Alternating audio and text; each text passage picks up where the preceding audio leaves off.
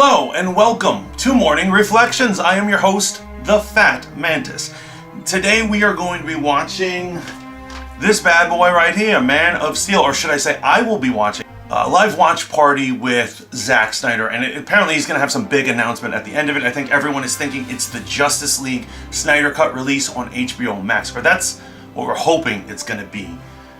It's kind of rough because basically while the movie's on, you have to watch that person watch a movie. And I think the secret to a successful watch party is that the person in question has to be good looking. It's attractiveness level. They have to be beautiful. They have to be gorgeous.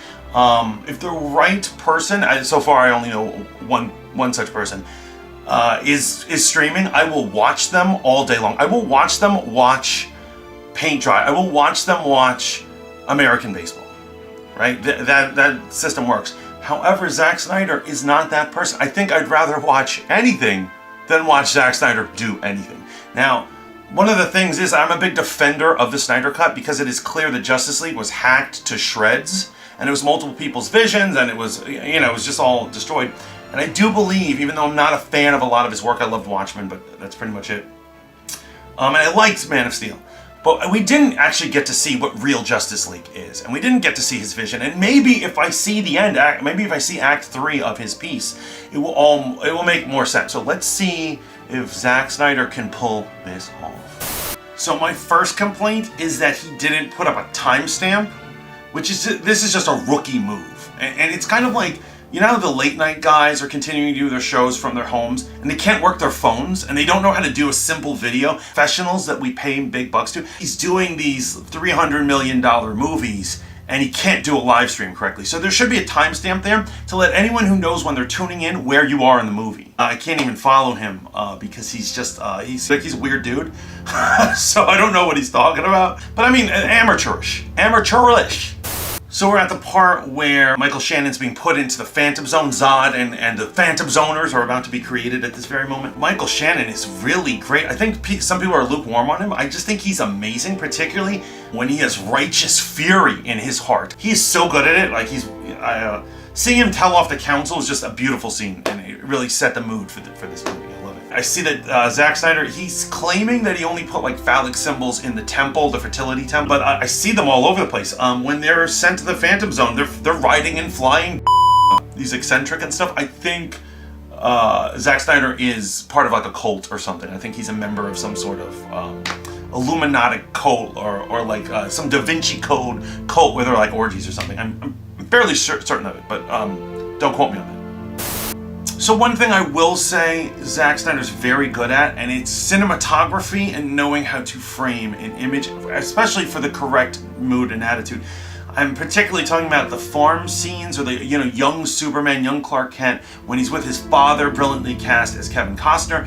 He's the epitome of the American father, and I think we were all just feeling just by looking at who the actor is, but he also played it well. But he does a great job of that scene where he's telling him he's an alien and, there's this emotional things. And he does that all very well. I actually think in another life he would have actually been a good comic book writer because he knows how to frame things. The difference of when to have superheroes pose and be awesome and look like they're on a poster, and then also when to just have a normal scenes on a farm and all this stuff. So I think he does that very excellently. I did not care for my portrayal as Clark. They got me all wrong. Yeah, I'm gonna agree with Soups on that one. That is one of the problems that they have. I think I'm wondering if he was making a commentary about America and Americans by making him like a blue-collar Joe who jumps from job to job and is kind of like aimless. Because, instead of making him a more brainy academic guy who would go to college and learn journalism and actually know a skill like that.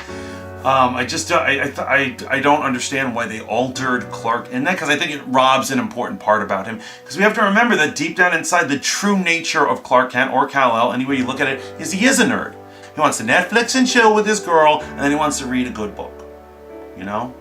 Maybe do some research. So I just finished watching the scene where Zod communicates with the humans by sending a message down, and what I think is amazing about it, the first thing I want to say, it is the most threatening way a calm person could possibly speak to somebody. He just is so insanely threatening. you can tell this man means business, and you are scared of whatever happens if he does not get that citizen returned to him and his custody. It was really well done, but I also heard in the commentary that Zack was talking about how he wanted to create a 1950s feel, which, if you think about it, a lot of the film has 1950s, like Kansas and the way the town looks and all these things. It's a lot of 1950s, but he wanted a 1950s, 60s feel, kind of like the Twilight Zone, or he said Twilight Zone, but I would say Outer Limits. Excellently done. Really enjoyed that. Because they do take time to have these emotional things. And one of the things I love is that Superman is going out of his way to make sure to help humans. The humans who are trying to kill him, he's fighting for them, and he saves them. He saves the American GI from falling out of the helicopter. And even though he's getting completely his ass beat, he is still remembering that it's about the civilians, which is what superhero genre is about. And I feel a lot of movies, including including the Marvel movies, they kind of forget that, and they make a lot of the battles interpersonal. Like, two guys will be fighting over and destroying the city, and nobody really cares about the citizens going on. I know Whedon at one point tried some heavy-handed thing where he put like a family of farmers in Age of Ultron, and we were all like, what are these people doing here? And it's hard to pull off, and Snyder absolutely pulls it off, because you feel that. And when Detective Stabler, who's playing a player-hating head who wants to destroy Superman, ends up, when he finally gets to that point where he says to his troops, this man is not our enemy. I felt that power. I felt the power of like people coming together and love and hope and all that stuff. And it's really well done, and I wish a lot of other superhero movies kept sight of that.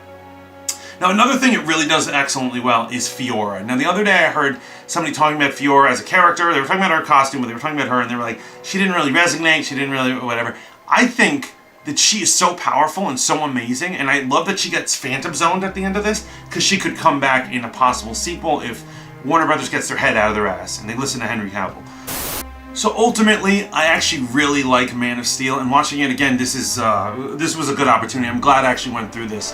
Update you, toward the end, Zack Snyder's wife, who was also a producer on the film, showed up to sit and hang out with him and talk about it, and then Henry Cavill called in onto the Zoom call, and they were just reminiscing about scenes and stuff, and I love Henry Cavill, and I really hope he wins his negotiations, and he stays Superman, and we get a Man of Steel too. But now they have a bunch of fans that, they called in, and they're all on like one big Zoom call, and they're just asking him questions, and it was clearly a very carefully curated group of people. They're all super Henry Cavill fans, they're all acting their best. I wouldn't be surprised if they work for DC, actually. It is taking time away from our precious announcement. I think we were just hoping that the moment the credits started to roll, Zack Steiner would just go, and by the way, Justice League, and then we could just be out. So yeah, he ended up making us earn that announcement. There were viewer call-in from all over the world, and they were having them ask questions, and they weren't the greatest questions ever conceived by Man or Beast. Like, there was one that was like, why is Superman's costume blue? So we had to sit through all that, and then finally some lady's like, when are you gonna release the Snyder Cut? And then like, Zack Snyder starts doing like putting on the coy thing. He's just playing coy. He's like Bugs Bunny in drag. He's like, I don't know. And then out of the blue, he's just like, oh, but I do have this. And he finally, after a while, it's been like a whole 3-hour presentation, he finally shows a black and white image of it saying Zack Snyder Cut Justice League in 2021 for HBO Max. Now this has determined that I will be getting HBO Max, when before this I was not going to at all. So they've done a good job. This is smart. And I played it off earlier like I'm not like a huge fan, but to be honest, I really hope that it does end on a cliffhanger when the Green Lanterns come, and that we are also able to see a sequel to it, where we can actually finish the story where they have to go to Apocalypse and kick Darkseid's ass. And then I'm also kind of, hoping for Man of Steel 2. Like, I want to see that Brainiac. I want to see Fiora come back. I actually do miss Zack Snyder. So, what do you guys think? Are you Man of Steel fans? Are you Zack Snyder fans? What do you think of the Justice League that Joss Whedon ended up finishing? What are your thoughts on that? Please let me know in the comments. Remember to like, share, and subscribe. Live the dream, and ciao for now.